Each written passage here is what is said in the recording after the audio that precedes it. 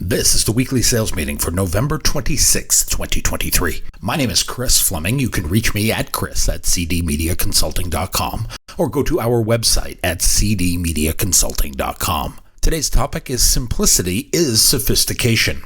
This paradoxical statement holds a profound truth in art, design, sales, and life. In a world filled with complexity, simplicity stands out as a beacon of elegance. As a mentor said to me, make it so simple a fourth grader can understand it. Simplicity gives everything clarity. It is the essence of sophistication. Simplicity embodies a timeless wisdom that speaks to the core of human nature. It should be our goal to reach this level of sophistication, the one where we can explain everything in simple terms. If simplicity is sophistication, why do we try to overcomplicate the simple? What is it about simplicity that confuses us? Often we believe we must make it complicated to show off our abilities, when the easier we can make it to understand, the more adopted it will be, no matter what it is. The quote, "If you can't explain it simply, you don't understand it well enough," is often attributed to Albert Einstein, although there is no definitive evidence that he ever said it or wrote it. The quote has become used as a maxim for effective communication. It emphasizes the importance of clarity. This is important when we try to explain complex ideas.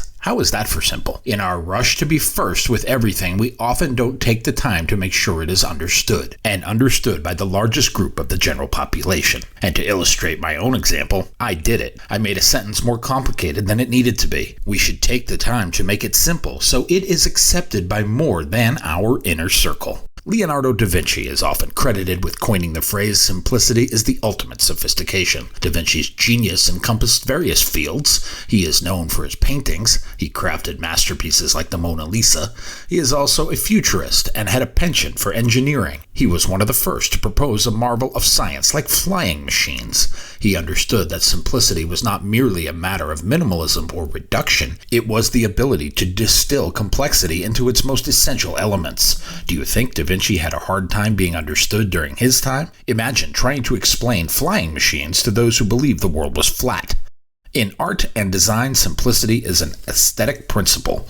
It guides the creation of works that are striking from a visual standpoint and suggestive from an emotional point of view. Think of the clean lines and harmonious proportions of a modernist architectural masterpiece. Now picture the minimalist elegance of a Japanese Zen garden. These examples may be on opposite ends of the scale, but they show us that simplicity is not a lack of substance. It is rather a deliberate arrangement of elements, and because of their placement, it allows their inherent beauty to shine through. The same principle applies to other aspects of life. Consider the power of a concise, well-crafted message that resonates with its audience. A simple idea or clear vision can inspire, motivate, and unite people. It is the hallmark of effective communication and leadership. Moreover, simplicity has a profound impact on our well-being. In our chaotic lives, finding moments of simplicity can be a source of rejuvenation. Stepping away from the complexities of the modern world allows us to reconnect with ourselves. It allows us to find balance. It can help us cultivate a sense of inner peace. Don't worry, I'm not going to start chanting or singing Kumbaya. Find time to break from the hectic pace for a simple space. Take a nature walk. Find a moment for meditation. Declutter your physical or mental spaces. These are acts of simplicity. They can provide an antidote for the overwhelming demands of life. As the world seems to move at a faster and faster pace, sometimes it is slow that allows us to breathe. John Maeda has a big job. He is Vice President of Design and AI at Microsoft. He is a technologist and designer. At Gates University, he explores where business, design, and technology merge. Talk about taking the complex and trying to make sense out of it. He says simplicity is about subtracting the obvious and adding the meaningful. Think about that question the next time you must give a client presentation. Can you subtract the obvious and add the meaningful? How would that change your presentation? In turn, how would that change the outcome? Simplicity fosters clarity of thought. Simplicity fosters creativity. Simplicity builds confidence. When we arrive at a place where we can explain something in its most basic terms, it becomes more accepted. It becomes a concept more people will understand. When we strip away unnecessary complexities, we can focus on what matters. This clarity enables us to see connections. We can identify applications and solutions. It allows us to flow through our creative potential. When we take the complicated and make it simple, we can look at it with a fresh perspective. It frees up the brain to think in free space. This helps us discover innovative approaches that may have been obscured by convoluted convoluted thinking. We tax ourselves way too much. In doing so, we block our own ability to think with clarity. Simplicity is intertwined with elegance. We often associate elegance with elaborate designs and intricate details, but true elegance lies in simplicity. It is the ability to achieve beauty and grace through the economy of means.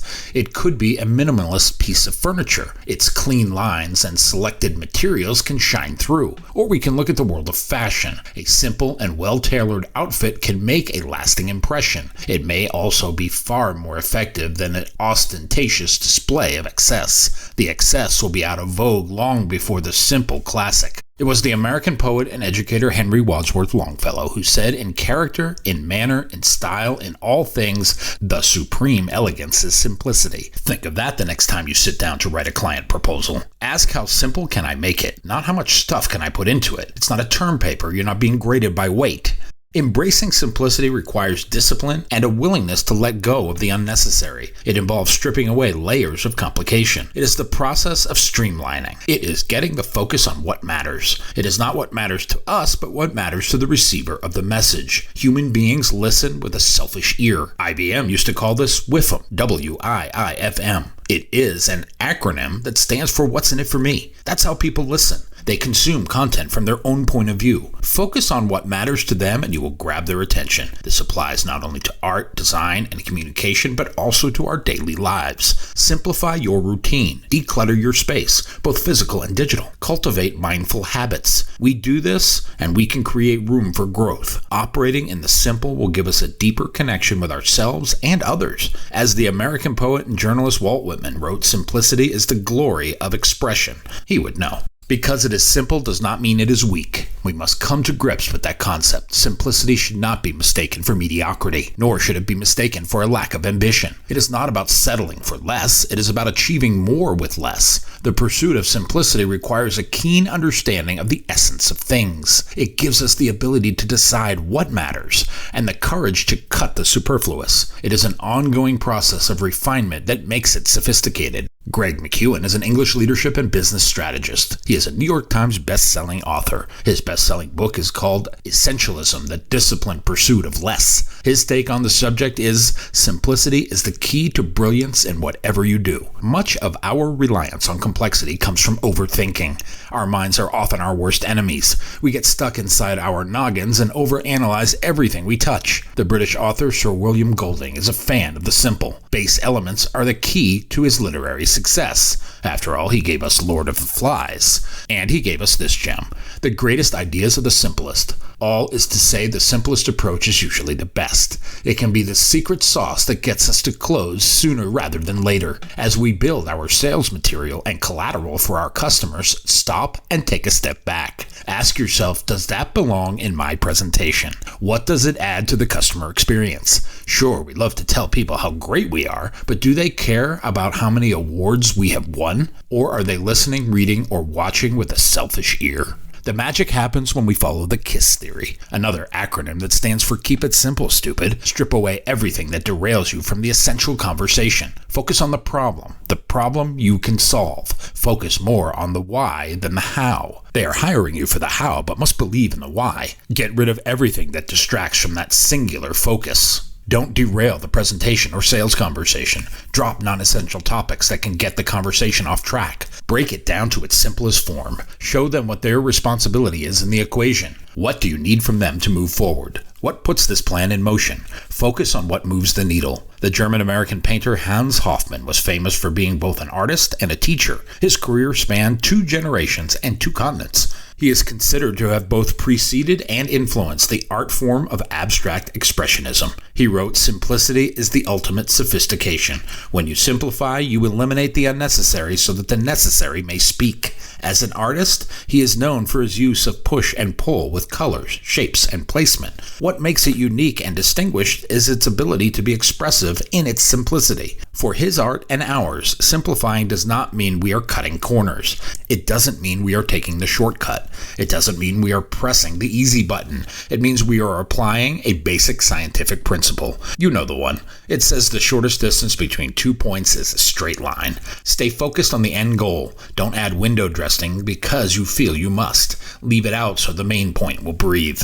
Auguste Rodin is a 20th century French sculptor. He is widely regarded as the father of modern sculpture. He claimed the more simple we are, the more complete we become. His famous sculptures include The Thinker, The Kiss, and The Gates of Hell. These were simple in design, but profound in their impact. Proof that the simplest approach is often the best approach. Simplicity is indeed sophistication. It is the ability to distill complexity into its most essential elements.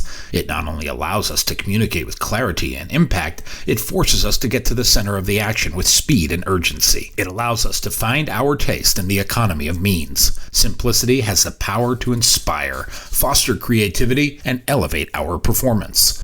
In a world that often values excess, embrace simplicity. It is a path to higher revenues. In making your next presentation, think about how simple it can be. Your customer doesn't want to sit through 30 PowerPoint slides with you reading what is on the screen, and they don't want to see about all the things your company is doing. They don't care about that. They care about what's in it for me. So keep it simple, stupid, and cut the unimportant distractions. Remove the About Our Company slide. Drop anything that includes the company or product features. Flip that to direct benefits. It could read something like, when we do X together, Y follows with Z impact to you. Close with the social proof of peer validation. Talk about those in the same position who are doing what you say and seeing the direct benefit. This is simple and impactful, and its simplicity is its sophistication. My new book, 52 Weekly Sales Meetings, is now available on Amazon.com. If you like what you have heard here today, please consider ordering a copy or two. You can always send one to a friend. Go to cdmediaconsulting.com right now and follow the instructions to order.